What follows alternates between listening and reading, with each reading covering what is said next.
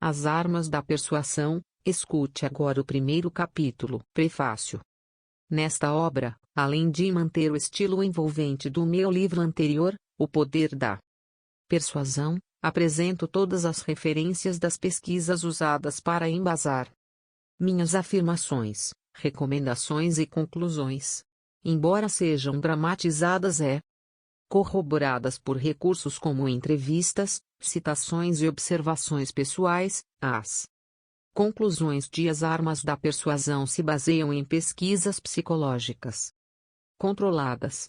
Este fato proporciona ao leitor a certeza de que o livro não é psicologia pop, mas o resultado de um trabalho cientificamente fundamentado. Uma característica interessante de As Armas da Persuasão reside em sua capacidade de servir como contribuição prática.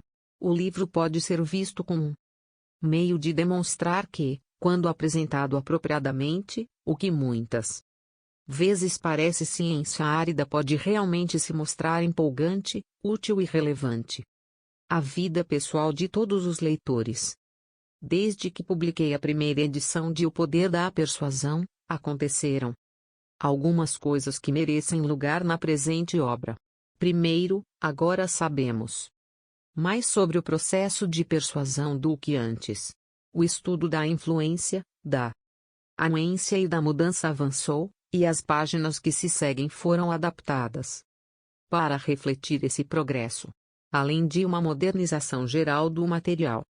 Dediquei atenção especial à atualização dos dados sobre cultura popular e novas tecnologias, bem como a pesquisa da influência social intercultural, como o processo da influência funciona, de forma semelhante ou diferente, em várias culturas humanas.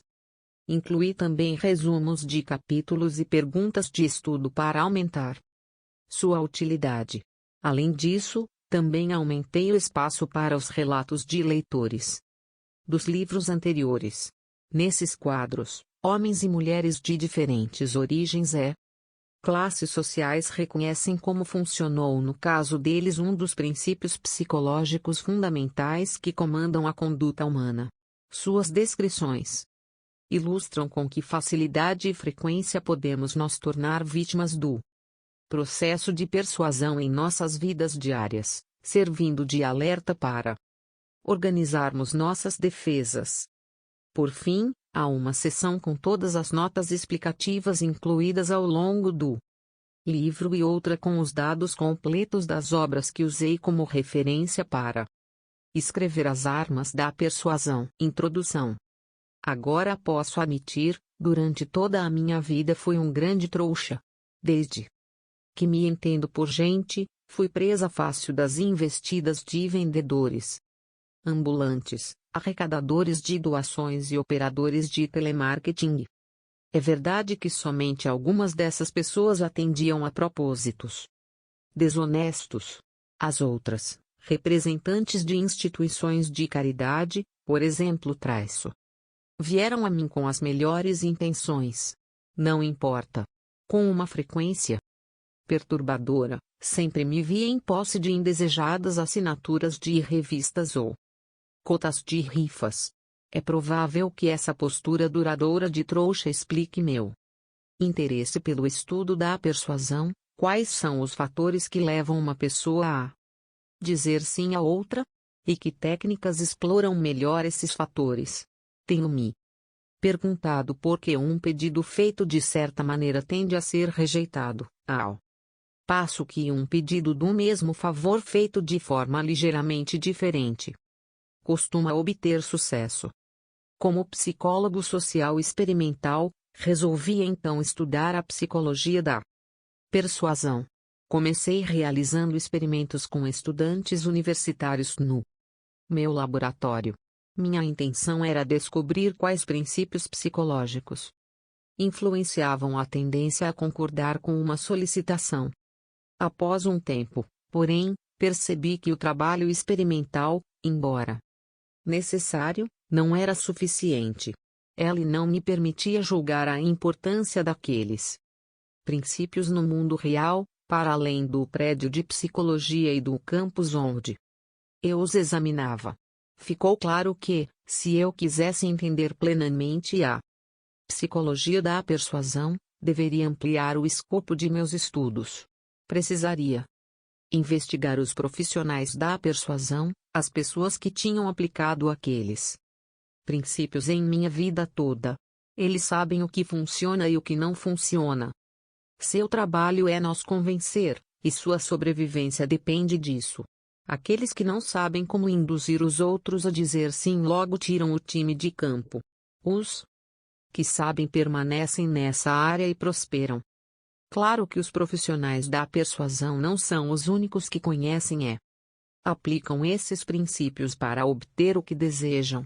Até certo ponto, todos os empregamos e nos tornamos vítimas deles em nossas interações diárias com vizinhos, amigos, colegas, parceiros e familiares. Mas enquanto a maioria das pessoas tem uma compreensão vaga e superficial daquilo que funciona, esses profissionais realmente sabem o que fazem. Ao refletir a respeito, percebi que eles representavam a mais rica fonte de informações sobre persuasão a que eu tinha acesso.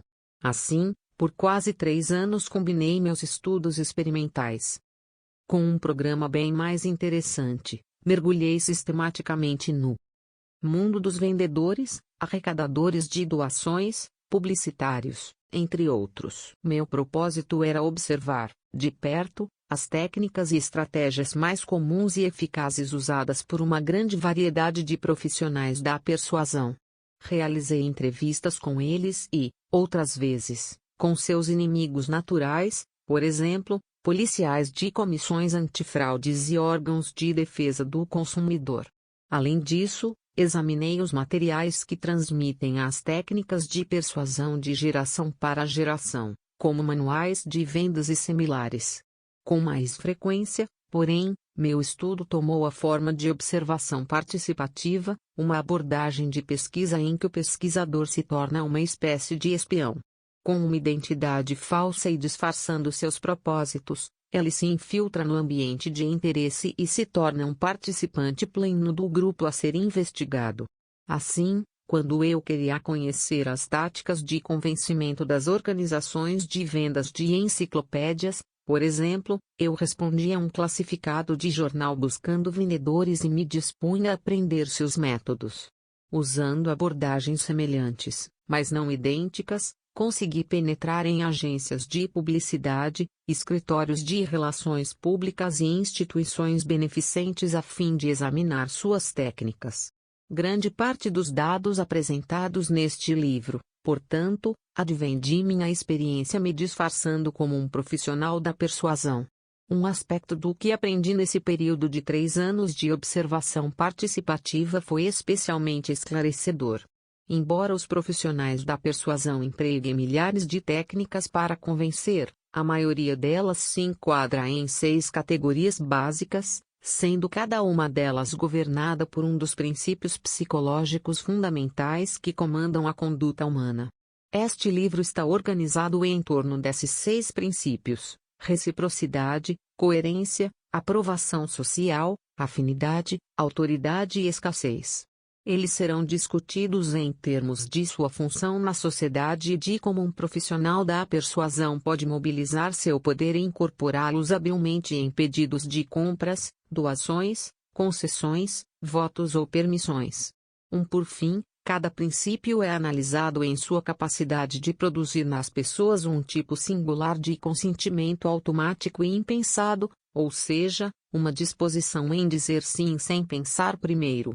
Indícios sugerem que o ritmo acelerado e o bombardeio de informações da vida moderna tornarão essa forma específica de persuasão cada vez mais predominante.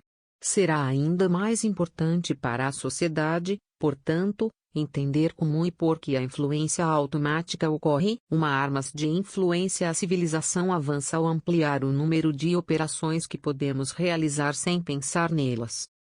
Alfred Northwhite. Outro dia recebi um telefonema de uma amiga que tinha acabado de abrir uma loja de joias indianas no Arizona. Ela estava eufórica com um acontecimento curioso.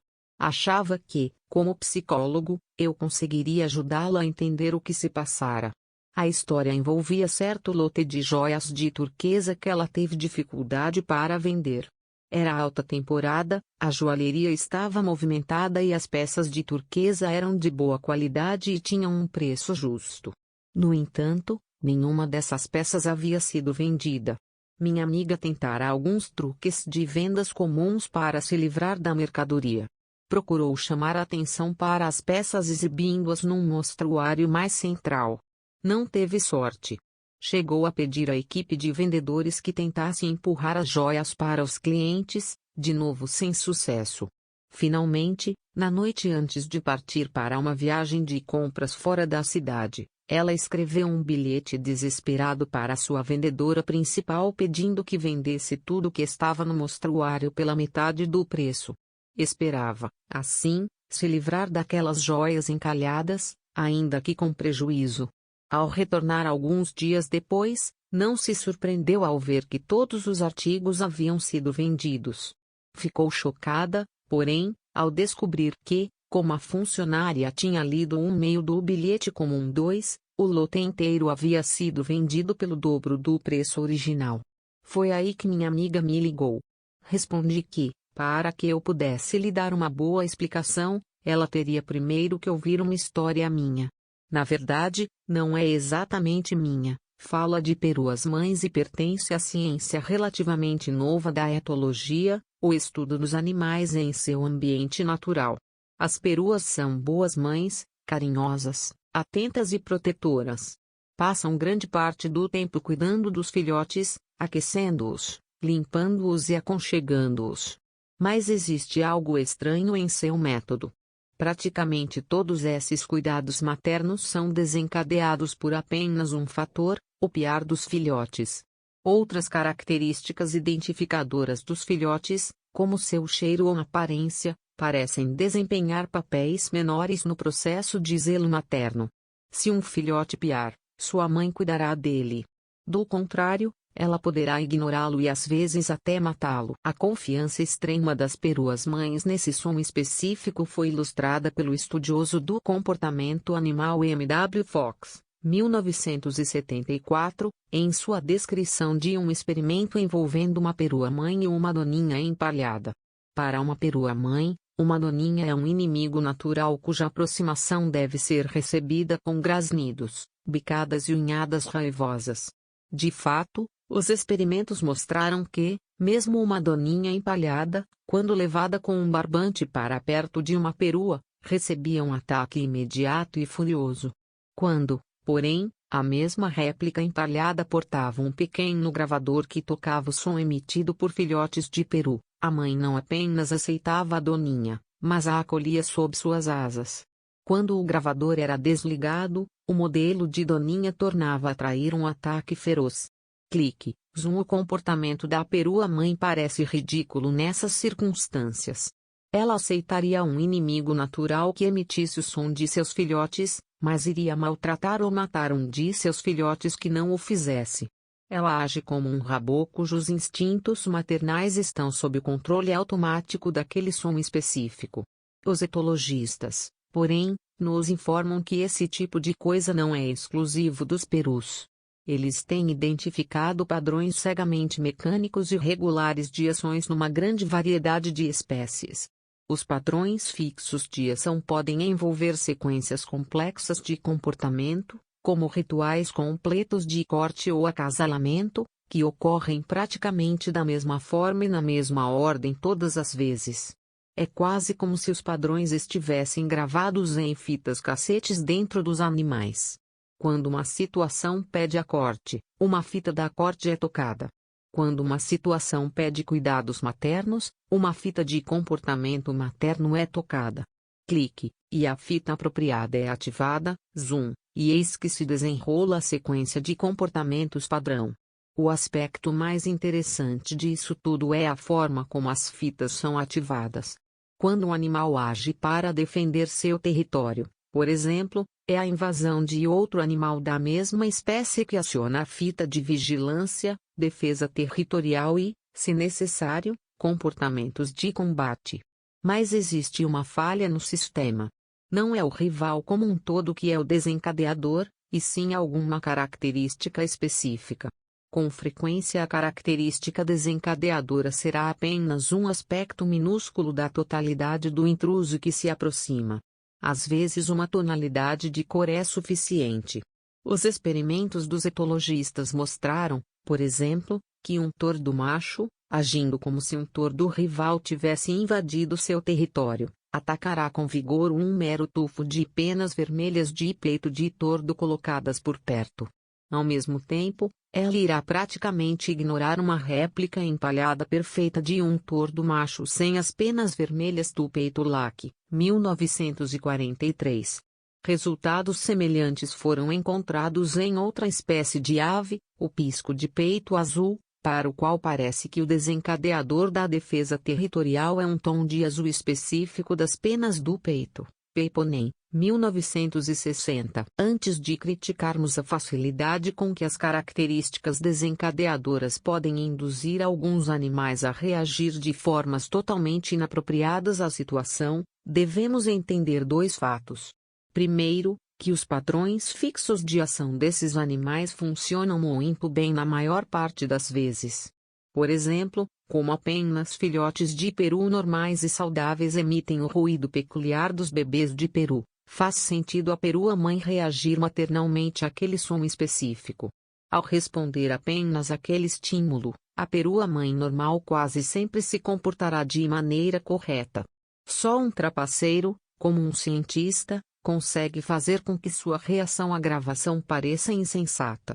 O segundo fato importante é que nós também temos nossas fitas pré-programadas e, embora costumem funcionar a nosso favor, as características desencadeadoras que as ativam podem nos induzir a tocar as fitas nos momentos errados. Uma forma paralela de automatismo humano é demonstrada num experimento da psicóloga social Ellen Langer e seus colegas, Langer, Black e Chanowitz, 1978. Um princípio conhecido do comportamento humano afirma que, ao pedirmos um favor a alguém, teremos mais sucesso se fornecermos um motivo. As pessoas simplesmente gostam de ter motivos para o que fazem. Bastardi e Shafir, 2000. Langer demonstrou esse fato previsível pedindo um pequeno favor a pessoas que esperavam na fila para usar a copiadora de uma biblioteca, com licença. Tenho 5 páginas. Posso usar a máquina de Xerox porque estou com pressa? A eficácia desse pedido acompanhado de um motivo foi quase total. 94% das pessoas indagadas deixaram que ela passasse à sua frente na fila. Quando ela fez o mesmo pedido sem dar uma justificativa com licença. Tenho 5 páginas. Posso usar a máquina de Xerox? Apenas 60% dos consultados concordaram à primeira vista. Parece que a diferença crucial entre os dois pedidos foi a informação adicional fornecida pelas palavras porque estou com pressa. Entretanto, um terceiro tipo de pedido feito por Langer mostrou que não foi bem assim. Aparentemente não foi a série inteira de palavras, mas a primeira, porque, que fez a diferença. Em vez de incluir um motivo real para obter o favor, o terceiro tipo de pedido de Langer usou a palavra porque e depois, sem acrescentar nada de novo, apenas reafirmou o óbvio, com licença. Tenho 5 páginas. Posso usar a máquina de Xerox porque preciso tirar umas cópias? Nesse caso, mais uma vez quase todos, 93%, concordaram, embora nenhum motivo real ou informação nova fossem acrescentados para justificar a concordância.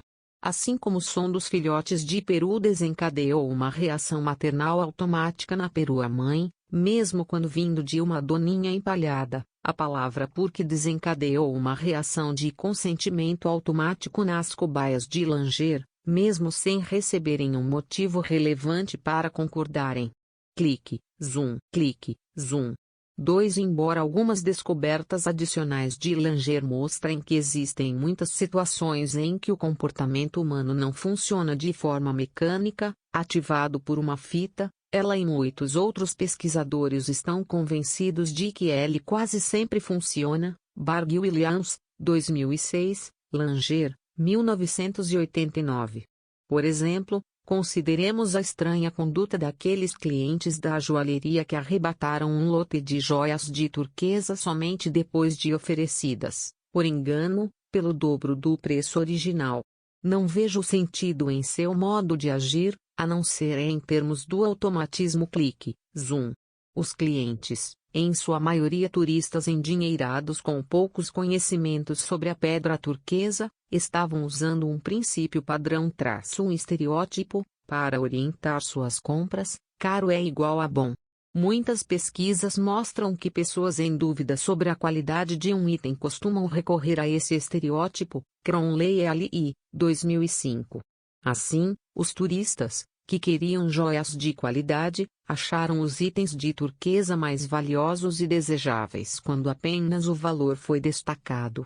O preço sozinho havia se tornado uma característica desencadeadora de uma percepção de qualidade após ter sido aumentado. 3 clique, zoom no amor. Os rituais humanos de acasalamento não são tão rígidos quanto os dos animais.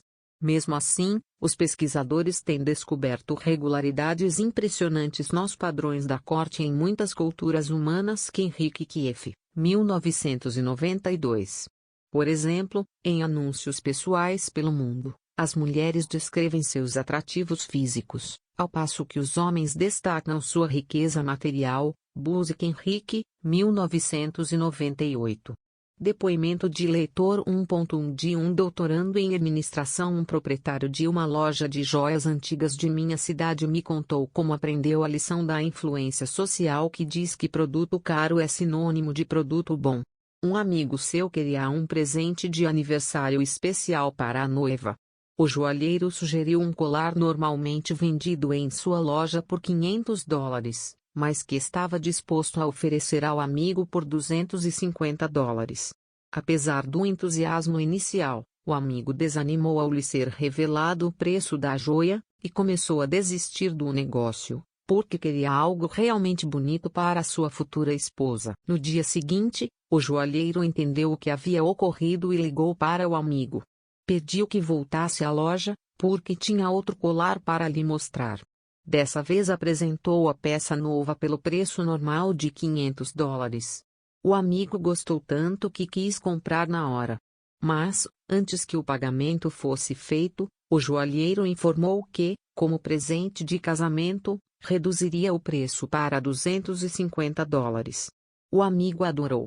Agora, em vez de achar o preço depreciativo, ficou muito feliz e grato, por poder pagar a metade.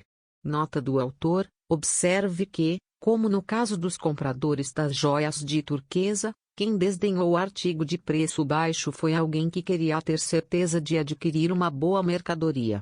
Estou confiante de que, além da regra caro igual bom, existe um outro lado da moeda, barato igual ruim, que também se aplica ao nosso modo de pensar. Reduzindo o risco com atalhos. É fácil culpar os turistas por suas compras insensatas, mas um exame meticuloso oferece uma visão mais benevolente. Eles foram educados pela regra você recebe aquilo pelo que paga e confirmaram sua legitimidade várias vezes em sua vida. Em pouco tempo, simplificaram a regra para caro é sinônimo de bom. Esse estereótipo funcionou para eles no passado, já que em geral o preço de um artigo aumenta junto com seu valor. Um preço superior costuma refletir uma qualidade superior. Assim, quando se viram na posição de desejar uma boa joia de turquesa, mas sem conhecer direito essa pedra, compreensivelmente confiaram na velha regra do custo para avaliar o mérito da joia. Hall e Monroe, 1989. Embora sem perceber, ao reagirem apenas ao preço da turquesa estavam procurando reduzir seu risco. Em vez de explorar todas as chances a seu favor tentando dominar cada característica que indica o valor de uma joia de turquesa, estavam confiando em apenas uma, aquela que sabiam estar quase sempre associada à qualidade de qualquer item. Estavam apostando que o preço sozinho informaria tudo o que precisavam saber. Dessa vez, porque alguém confundiu um meio com um 2, apostaram errado. De modo geral, Em todas as situações passadas e futuras da vida, usar um atalho para reduzir o risco pode representar a abordagem mais racional possível. De fato, o comportamento estereotipado automático predomina em grande parte das ações humanas porque, em muitos casos, é a forma mais eficiente de comportamento. Gigerenzer e Goldstein, 1996, e, em outros, porque é simplesmente necessário. Bodenhausen, McCrae e Sherman, 1999, Fiske e. Neuberg, 1990. Para viver no ambiente complexo e dinâmico dos dias de hoje, precisamos de atalhos. Não se pode querer reconhecer e analisar todos os aspectos em cada pessoa, acontecimento e situação com que deparamos, mesmo num único dia. Não dispomos de tempo, energia ou capacidade para tal. Em vez disso, temos muitas vezes que usar nossos estereótipos, nossas regras gerais para classificar as coisas de acordo com umas poucas características-chave e depois passar a reagir sem pensar quando uma ou outra dessas características desencadeadoras estiver presente. Algumas vezes o comportamento decorrente não será apropriado à situação, porque nem mesmo os melhores estereótipos e características desencadeadoras funcionam sempre. Somos obrigados a aceitar suas imperfeições, já que não há realmente outra escolha. Sem essas características ficaríamos paralisados catalogando, avaliando e aferindo enquanto o momento de agir passaria. Tudo indica que estaremos contando com esses estereótipos num grau ainda maior no futuro, à medida que os estímulos saturadores de nossa vida continuarem se tornando mais complexos e variáveis, teremos que depender cada vez mais de nossos atalhos para lidar com todos eles. 4.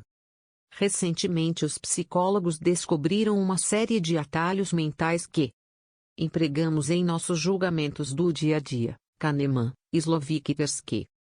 1982, Todd Gigerenzer, 2007. Esses atalhos operam quase da mesma forma que a regra caro é igual a bom, permitindo um pensamento simplificado que funciona bem a maior parte do tempo, mas nos deixa sujeitos a erros custosos ocasionais. Especialmente pertinentes a este livro são os atalhos que nos indicam quando devemos acreditar no que nos dizem ou quando devemos fazer o que nos pedem. Consideremos, por exemplo, a regra de atalho que diz: se um especialista disse isso, deve ser verdade.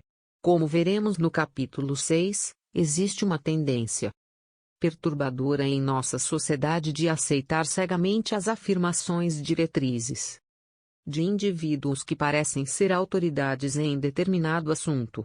Ou seja, em vez de raciocinar sobre os argumentos do especialista e nos convencermos, ou não, com frequência ignoramos os argumentos e nos deixamos levar apenas pelo fato de se tratar de um expert. Essa tendência a reagir de modo mecânico a uma informação em dada situação é o que chamamos de reação automática, ou clique, zoom. A tendência a reagir com base numa análise minuciosa de todas as informações pode ser chamada de reação controlada. Chaiken e Trope, 1999. Uma série de pesquisas de laboratório mostrou que as pessoas tendem a lidar com as informações de forma mais controlada quando têm o desejo e a capacidade de analisá-las cuidadosamente. Caso contrário, estarão mais propensas a usar a abordagem mais fácil do clique, zoom, e play. Gilovich, 2006, Petit e Wegener, 1999.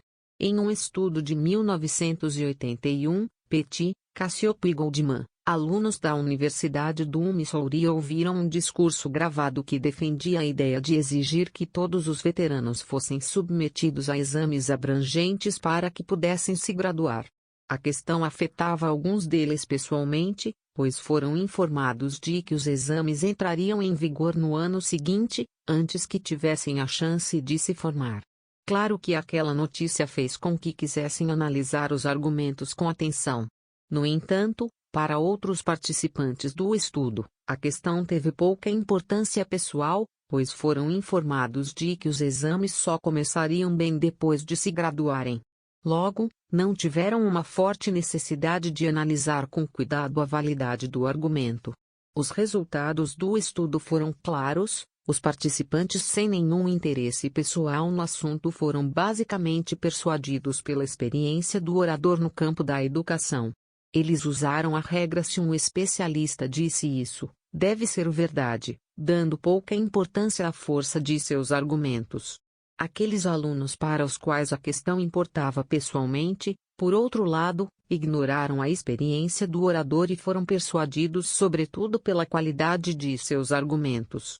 Portanto, parece que, quando se trata da perigosa reação clique-zoom, nós concedemos uma rede de segurança, resistimos ao requinte sedutor de reagir a uma única característica, desencadeadora, das informações disponíveis quando a questão é importante para nós.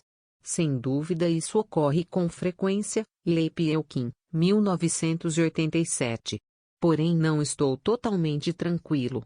Lembre-se de que vimos que as pessoas costumam reagir de forma controlada e racional somente quando têm o desejo e a capacidade de fazê-lo. Há pouco tempo fiquei impressionado ao saber de indícios sugerindo que o modo e o ritmo da vida moderna não permitem a tomada de decisões 100% racionais, mesmo em muitos assuntos pessoalmente relevantes. Cohen, 1978, Milgram, 1970.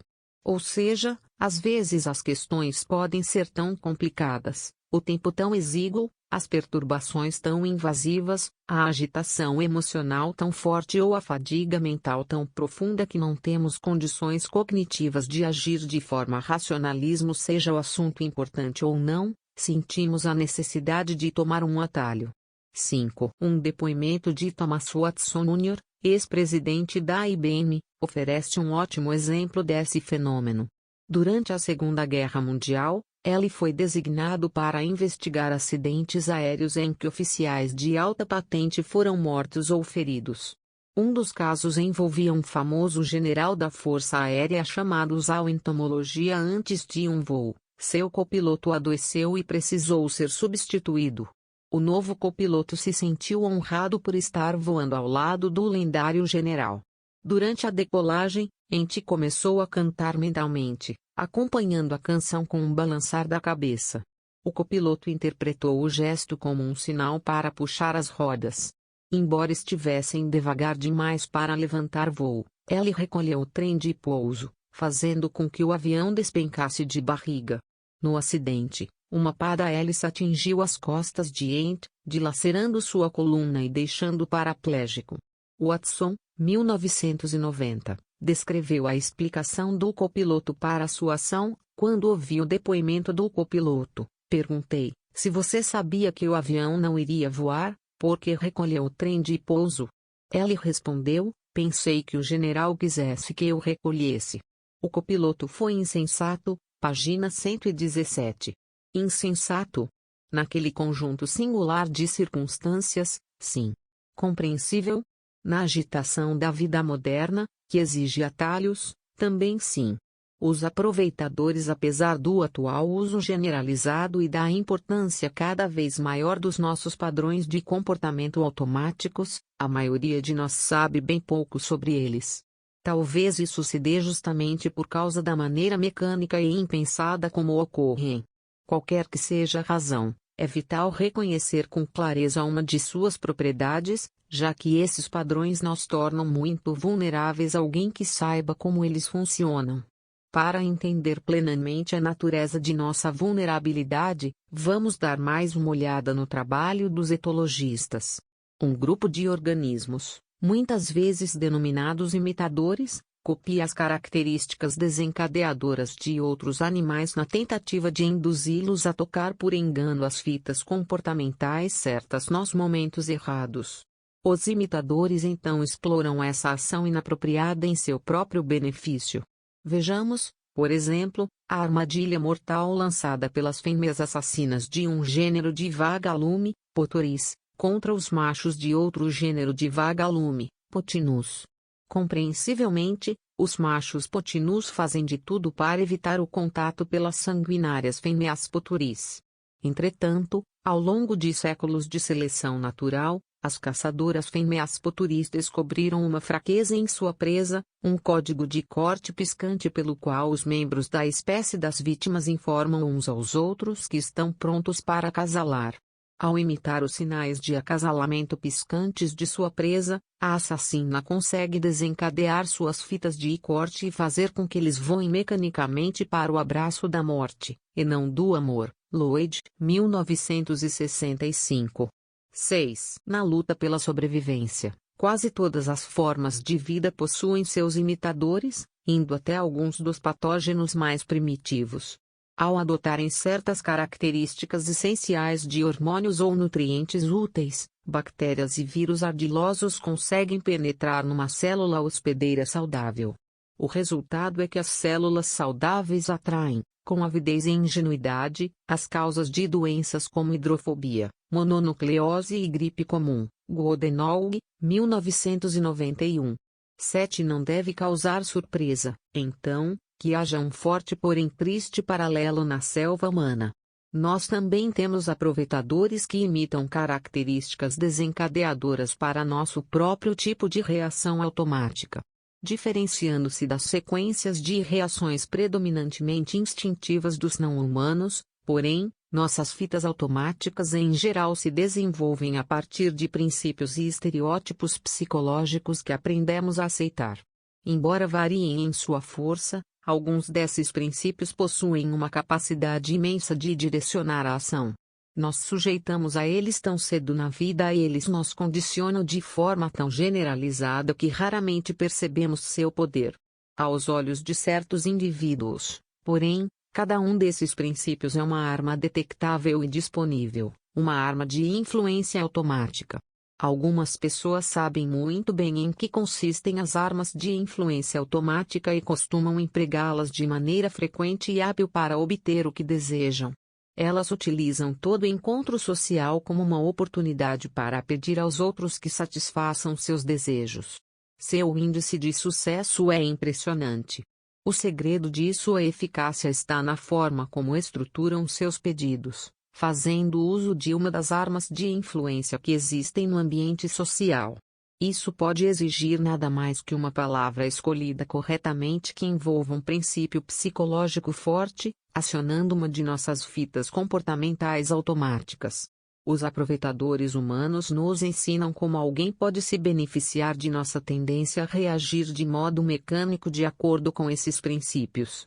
Lembra-se de minha amiga da joalheria? Embora tenha se beneficiado por acaso da primeira vez, não levou muito tempo para começar a explorar o estereótipo caro é igual a bom de forma frequente e intencional. Agora, durante a alta temporada, ela primeiro procura acelerar a venda de um artigo encalhado aumentando substancialmente seu preço, e alega que isso é bastante eficaz e lucrativo. E ainda que não tenha sucesso de início, ela pode depois marcar o artigo como oferta, vendendo aos caçadores de pechinchas pelo preço original enquanto continua tirando vantagem de sua reação caro é igual a bom a cifra inflacionada. De modo algum minha amiga está sendo original neste uso da regra de que caro é igual a bom para atrair aqueles em busca de uma pechinha.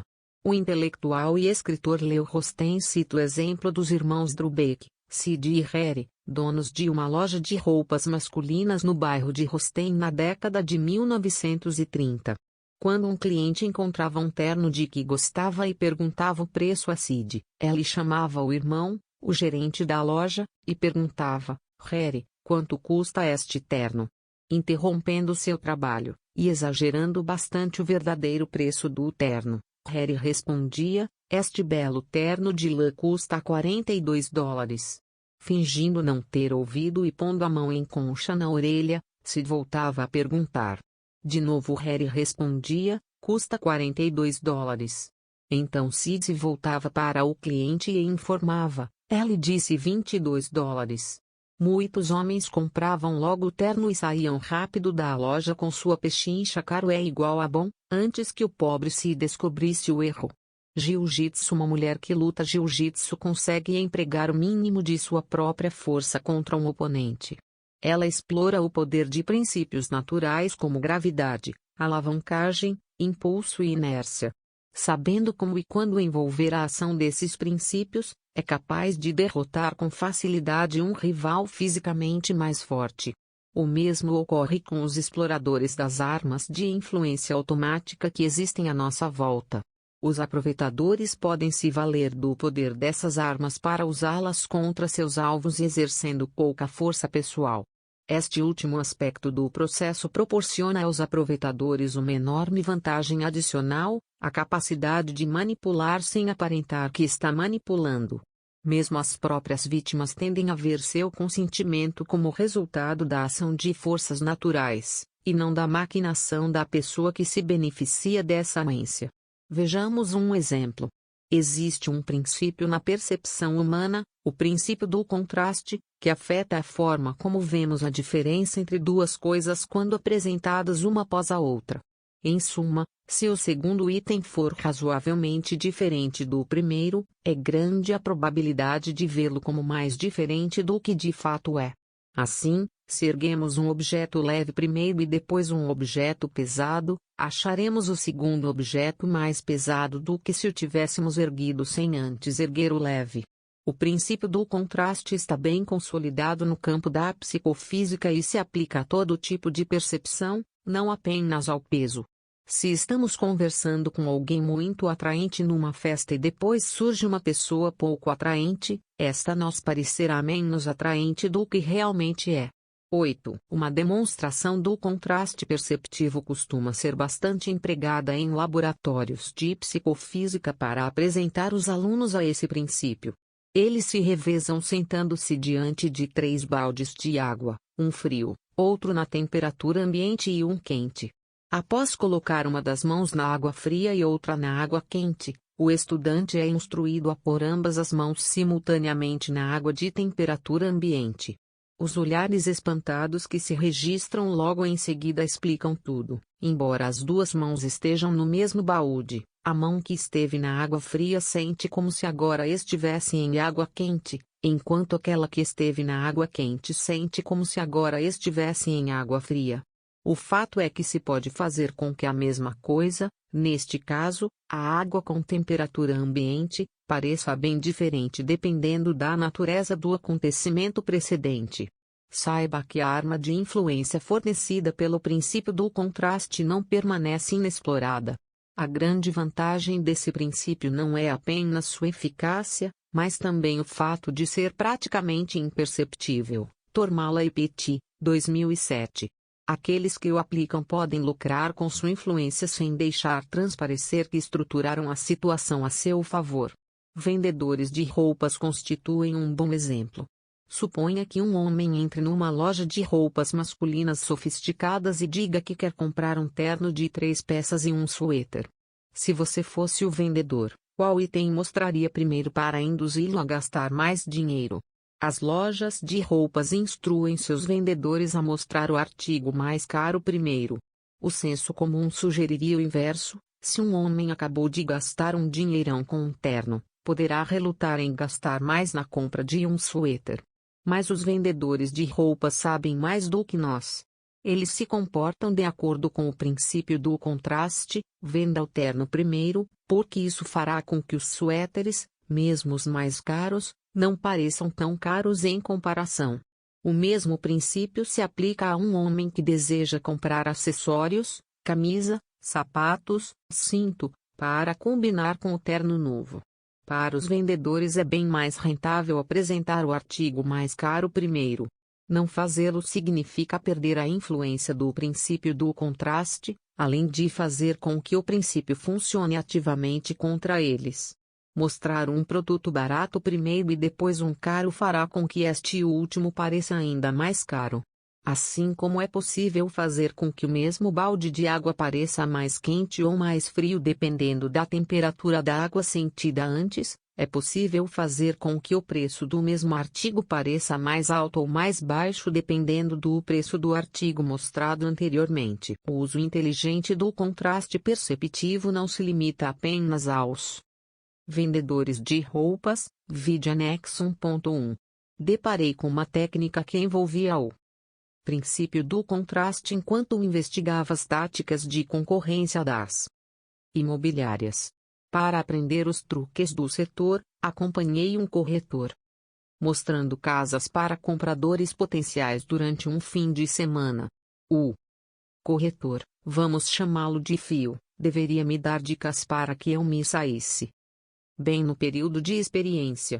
Um fato que logo notei foi que, sempre que Fio começava a mostrar propriedades a um novo grupo de clientes, começava por umas casas em péssimo estado. Indaguei-lhe a respeito, e ele riu. Eram o que ele chamava de imóveis de preparação. A imobiliária mantinha em sua lista uma ou duas casas em más condições a preços exagerados. A intenção não era vendê-las aos clientes, mas apenas mostrá-las, para que outras propriedades se beneficiassem da comparação. Nem todos os corretores se valiam das casas de preparação, mas Fio, sim. Ele dizia que gostava de ver os olhos de seus clientes se iluminarem quando mostrava os imóveis que realmente queria vender. Depois de terem conhecido as espeluncas, mamãe e papai queridos, desde que vim para a faculdade tenho sido negligente com as cartas. E peço desculpas por não ter dado notícias antes. Vou contar as novidades agora, mas, antes de lerem, por favor, sentem-se. Não. Continuem se não estiverem sentados. Bem, estou me virando direitinho.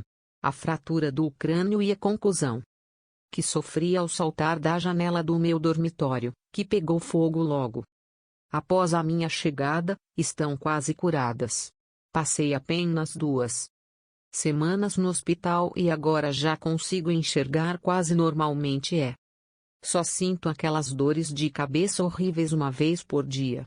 Por sorte, o incêndio no dormitório e o meu salto foram testemunhados por um frentista do posto de gasolina próximo ao dormitório, e foi ele quem chamou os bombeiros e a ambulância. Ele também me visitou no hospital e, como eu não tinha onde morar porque o dormitório foi destruído, fez a gentileza de me convidar para ficar no seu apartamento. Na verdade é um quarto no porão, mas bem legalzinho. Ele é um bom rapaz e nos apaixonamos perdidamente. Planejamos nos casar. Não marcamos a data exata ainda, mas será antes que minha gravidez se torne aparente. Sim, mamãe e papai, estou grávida. Sei quanto vocês queriam ser avós e que darão ao bebê o amor, a devoção e o carinho que me deram quando eu era criança. A razão do atraso em nosso casamento é que meu namorado tem uma infecçãozinha que nos impede de passar pelos exames de sangue pré-nupciais, e eu, por descuido, a contraí também. Sei que vocês irão recebê-lo na nossa família de braços abertos. Ele é simpático e, embora não tenha formação acadêmica, é ambicioso. Agora que já dei as notícias, quero dizer que não houve incêndio no dormitório, não tive uma contusão nem uma fratura no crânio, não. Estive no hospital, não estou grávida, não estou noiva, não estou infectada e não tenho namorado. Porém, tirei 4 em História e 2 em Química, e quero que vejam estas notas a partir de uma perspectiva adequada. Sua filha, Sharon. Anexo 1.1 Contraste perceptivo e a faculdade. Sharon pode estar quase reprovada em Química, mas tirou 10 em Psicologia. Os vendedores de automóveis lançam mão do princípio do contraste, esperando até que o preço de um carro esteja fechado para então sugerir itens opcionais. Depois de chegar a um acordo envolvendo milhares de dólares, os $200 extras por um luxo, como um rádio sofisticado, parecem um valor quase trivial. O truque está em mencionar as opções independentemente umas das outras, para que cada precinho pareça irrisório se comparado com o valor bem maior já fechado. Como compradores experientes de carros podem confirmar, muitos preços finais de veículos econômicos se tornam desproporcionais depois do acréscimo dessas opções aparentemente insignificantes, enquanto os clientes, já com o contrato assinado na mão, ficam perplexos com o total a pagar, só podendo culpar a si mesmos. O vendedor do carro exibe o sorriso triunfante do mestre de jiu-jitsu. Depoimento de leitor 1.2 de um aluno da Faculdade de Administração da Universidade de Chicago. Enquanto aguardava para embarcar no aeroporto Arie, ouvi um funcionário anunciar que meu voo estava com overbooking e que os passageiros dispostos a pegar um voo posterior seriam recompensados com um voucher no valor de $10.000. Claro que estava brincando. Sua intenção era fazer as pessoas rirem, e deu certo. Mas observei que, quando ele revelou a oferta real, um voucher de $200, ninguém aceitou. Na verdade, ele teve que aumentar a oferta 2 vezes, para $300 e depois $500, até conseguir adesões. Eu estava lendo seu livro na época e percebi que, embora os passageiros tenham rido da piada, segundo o princípio do contraste, o funcionário pisou na bola. Dispôs as coisas de modo que, comparadas com $10.000, algumas centenas de dólares parecessem uma mixaria. Aquilo custou caro à companhia aérea, $300 extras por passageiro. Nota do autor: alguma ideia de como o funcionário poderia ter usado o princípio do contraste a seu favor e não contra ele? Talvez começando a piada oferecendo $5 e só depois revelando a verdadeira quantia, agora bem mais atraente, de $200. Sob essas circunstâncias, estou certo de que teria garantido não só o riso, como também mais adesões. Resumo: os etologistas, pesquisadores que estudam o comportamento dos animais em seu habitat natural, observaram que em muitas espécies o comportamento com frequência ocorre segundo padrões rígidos e mecânicos, chamadas de padrões fixos de ação. Essas sequências mecânicas de conduta são dignas de nota em sua semelhança com certas reações automáticas, clique, zoom, dos seres humanos. Para humanos e não humanos, os padrões de comportamento automático tendem a ser desencadeados por uma característica isolada das informações pertinentes à situação. Essa característica isolada, ou característica desencadeadora, pode muitas vezes se mostrar valiosa, permitindo ao indivíduo decidir por uma linha de ação correta sem ter que analisar, de forma minuciosa e completa, cada uma das outras informações da situação. A vantagem dessa reação de atalho está em sua eficiência e economia. Ao reagir automaticamente a uma característica desencadeadora informativa, o indivíduo poupa tempo, energia e capacidade mental. A desvantagem dessa reação reside em sua vulnerabilidade a erros tolos e custosos. Ao reagir a apenas uma informação isolada disponível, o indivíduo aumenta as chances de se equivocar, sobretudo quando faz algo de forma automática, sem pensar. A probabilidade de erro aumenta ainda mais quando outros indivíduos procuram se beneficiar estimulando, por meio da manipulação de características desencadeadoras, um comportamento desejado em momentos inapropriados. Grande parte do processo de persuasão, pelo qual uma pessoa é compelida a concordar com a solicitação de outra, pode ser entendida como uma tendência humana pela reação automática na forma de atalho.